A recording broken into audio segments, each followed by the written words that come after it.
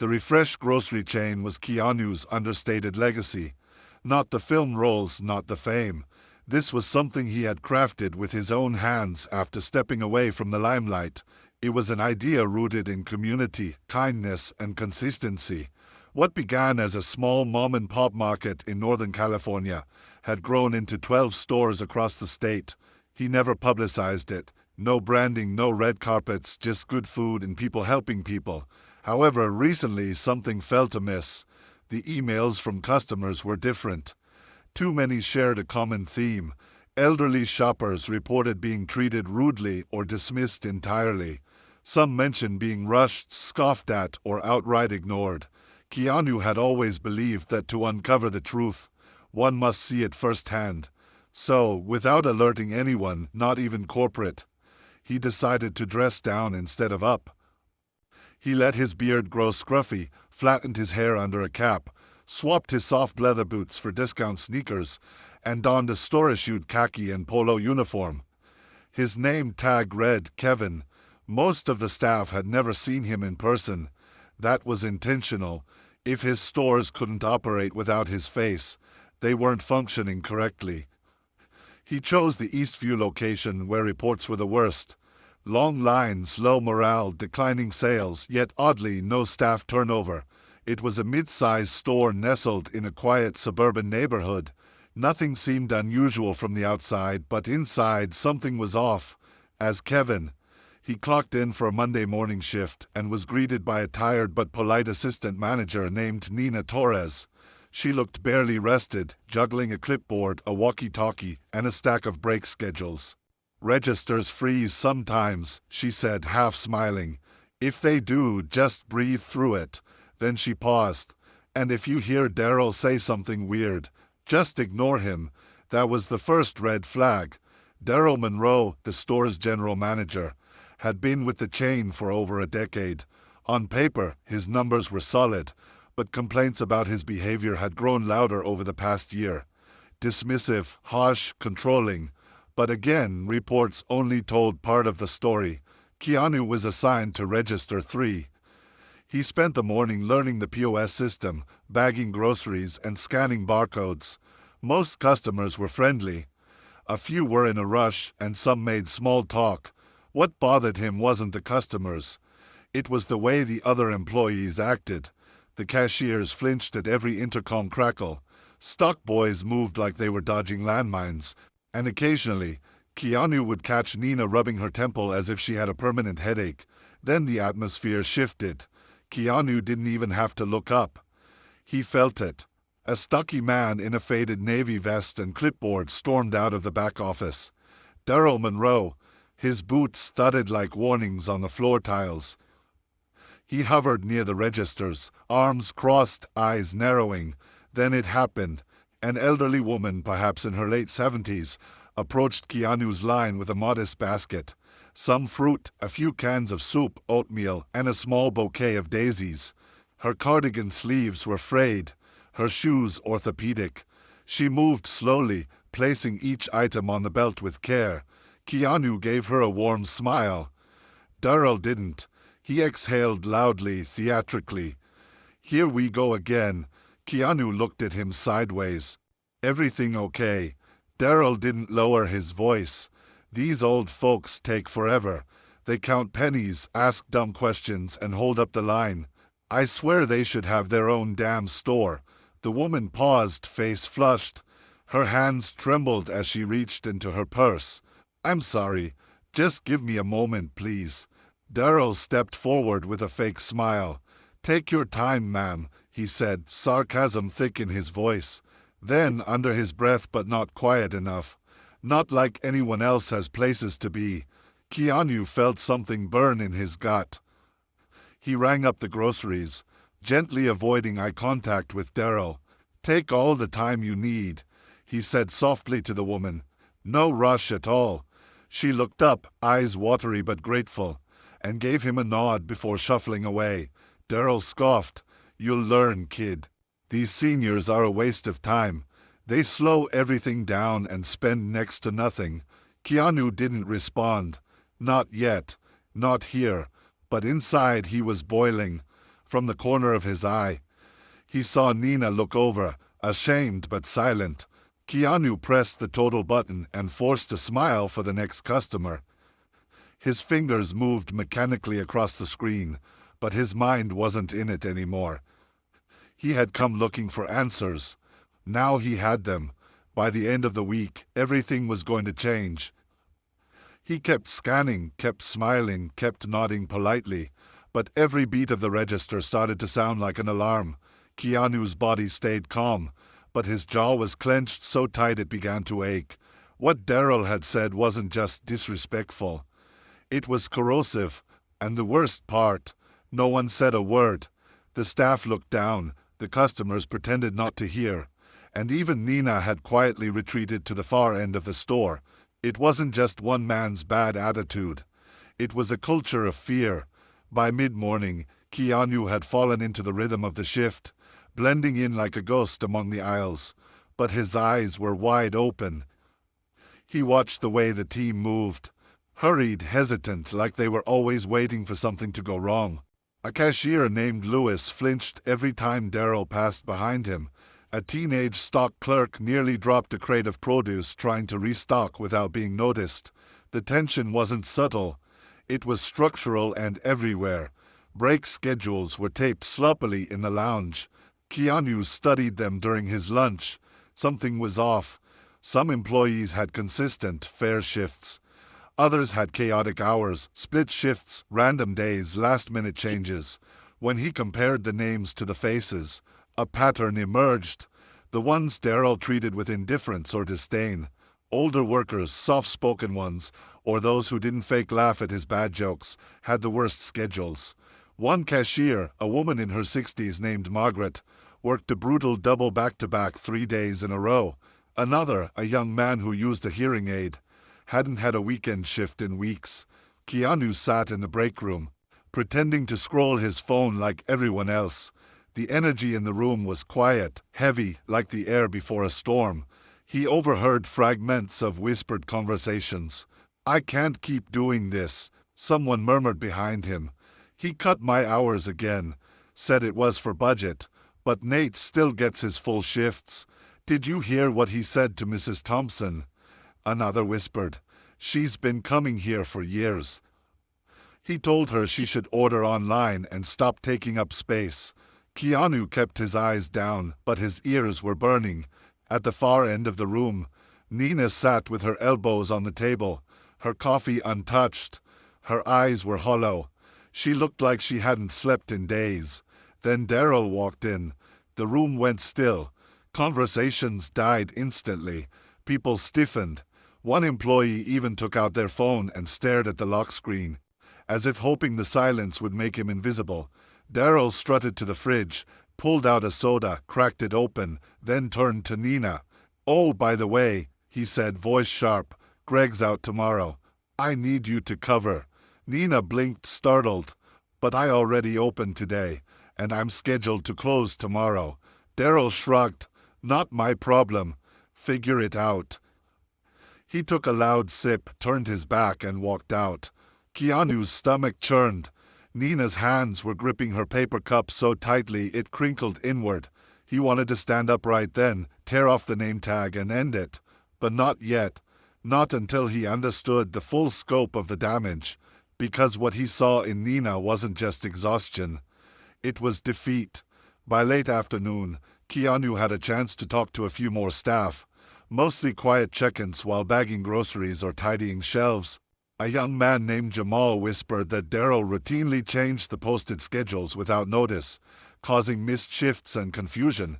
An older janitor named Mr. Elkins, who had worked at the store since it opened, had been reassigned to cart duty after calling out Daryl for raising his voice at a disabled shopper. It was retaliation disguised as restructuring. But even in the cracks, Keanu saw sparks. Lisa helped a customer in a wheelchair reach a can of beans on a high shelf. No hesitation. Another clerk slipped a granola bar into a kid's hand after noticing him eyeing the shelf while his mother counted coupons. There was kindness here. It just had no room to breathe. The only one who seemed fully at ease was Daryl. He barked orders from his office, rolled his eyes during staff meetings, and made cutting jokes with one or two employees who laughed a little too loudly, a little too quickly. They weren't loyal, they were scared. Keanu ended his shift at dusk. As he stepped outside to the loading dock for a breath of air, he caught sight of Nina in the parking lot. She was rubbing her temples again, phone pressed to her ear, pacing. When she turned, her face was streaked with tears. She wiped them quickly and straightened her shoulders before walking back in. That night, Keanu sat in a motel room 2 blocks away, staring at the ceiling. He had seen enough. The numbers might have looked fine on paper, but they were being bought with shame, fear, and the slow, quiet unraveling of people who just wanted to do their jobs. He pulled out his phone and opened the employee file for Nina Torres. She had been with the company for 6 years. Never a single complaint, high customer marks, 0 write-ups. And yet she was 1 step away from burnout. The system wasn't broken, it had been hijacked. In the morning, Keanu wasn't going in as Kevin the cashier. He was going in as the man who built this place. But before that, he had 1 stop to make. A visit to another store, one with the highest employee satisfaction rating in the entire region. He needed to remember what good leadership looked like. He needed to feel what this place used to feel like. The next morning, Keanu didn't stop at the clean high-dollar store like he'd planned. He had barely slept, and every time he tried to shift his thoughts elsewhere, Nina's expression, tired, worn, still holding it all together, kept flashing in his mind. The visit could wait. The problem was here, and so was the solution. He returned to the Eastview store before opening hours. The parking lot was still mostly empty, the sun barely risen over the row of tired strip mall signs.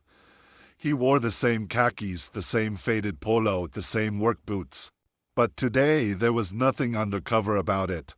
His name tag was gone. The disguise was done. Inside, the early crew was just beginning their day. A few stock clerks moved boxes in sleepy silence. The flicker of fluorescence buzzed above. Darrow's voice, of course, was already echoing down from the front registers. Keanu spotted him near the produce section, berating a teenager for stacking apples like a blind raccoon. Nina was behind the customer service counter, double-checking a schedule sheet with a face that said she expected everything to go wrong. Keanu exhaled once, long and quiet, then walked straight toward the office. Darryl didn't even look up when he stepped inside. If that shelf reset's not done in 20 minutes, I swear. Then he glanced up. His eyes narrowed. Excuse me. What the hell are you doing? You can't just walk in here. Keanu closed the door behind him with a quiet click and a calm stare. We need to talk. Darryl sat down his clipboard. Unless it's about you suddenly learning how to do your job, I don't want to hear it. Back to your register, Kevin, or whatever your name is. Don't make me write you up. Keanu reached up, removed his ball cap, then slipped off his glasses and set them gently on the desk between them. My name, he said evenly, is Keanu Reeves. Darrow blinked. What? I own this company. I started it 17 years ago with 1 store and a folding table. I've been watching this place for 2 days. Watching you. Silence. Darrow's mouth opened, closed, opened again. No way. You're not. He stood up trying to laugh, but his voice cracked. You're just a cashier. I don't care who you say you are. Keanu leaned in slightly, his tone steady but sharp. I've watched you mock elderly customers to their faces. I've seen you cut hours to punish the people who won't laugh at your jokes. I've seen Nina carry this store on her back while you sit in this chair and insult the very people who keep the lights on. Darrow's face twisted into defense. You think you know what it's like to run this place day to day? I do what I have to do to keep it moving. These employees, they're lazy, slow. They should be grateful they even have jobs. And what about the customers? Keanu asked. The older woman you humiliated yesterday. You think she walked out of here feeling served or small? Darryl crossed his arms. Look, the world moves fast. People can't keep up, that's not my fault. I'm not a babysitter. I'm a manager. Keanu stepped back. No, you were a manager. You're done here. Darrow's face turned crimson. You can't fire me on the spot like this. There's a process. I am the process, Keanu said, pointing to the door. Grab your things. You're finished. Darrow stared at him, stunned, then gave a hollow laugh. This is insane. You don't know what you're doing. Good luck running this circus without me. Keanu didn't flinch. We'll manage. 10 minutes later, Darrow walked out of the back office with a cardboard box tucked under one arm and fury smoldering in his eyes. He stormed past the stunned clerks and cashiers. Some froze. Others looked down, unsure what was happening. Nina caught sight of the scene just as Keanu stepped up behind Darrow and raised his voice just enough to reach the room. "Attention, everyone," he said. "I know this is sudden, but Darrow is no longer with Refresh. Effective immediately." Murmurs, a few gasp. One of the stock clerks looked like he'd seen a ghost. Darrow stopped at the exit, turned with a sneer. "Good luck without me. This place is a wreck. You'll see." He slammed the door behind him. The room was still. Every head slowly turned toward Keanu. He let the silence hang for a beat, then cleared his throat. "Let me explain. My name is Keanu Reeves. I've been working here for the last 2 days undercover. I wanted to see this place for myself because what I was hearing about how customers and employees were being treated wasn't matching what I believed this company stood for." He turned to Nina. Her face had gone pale. "You were the new guy." Keanu nodded. "I saw everything, and I'm here to make it right." Stillness. Then a cashier whispered, "Is this for real?" Keanu smiled slightly. "It's real, and we're not stopping with one termination. We're rebuilding the store from the inside out, starting today." A young employee, Jamal, raised his hand cautiously. "So does that mean things are going to change?" "Yes," Keanu said, "immediately. But I can't do it alone." He turned back to Nina, who hadn't moved. "I need to talk to you. Office now, please." As she followed him slowly, still in shock, a faint murmur began among the staff. This wasn't just a strange morning. This was a shift in the air. In the office, Keanu pulled out a chair for her. Nina sat down stiffly, hands in her lap. "Am I in trouble?" He shook his head. "No, you're the reason this store hasn't fallen apart completely. I watched you juggle 3 roles while being disrespected by someone who should have supported you. You didn't fold. You kept going." She blinked fast, then looked away. "I didn't really have a choice." "Now you do," Keanu said. "I want you to take over as interim store manager, starting today." Her head snapped back. "Me? I don't know if I'm ready." Keanu leaned in. "You've already been doing the job.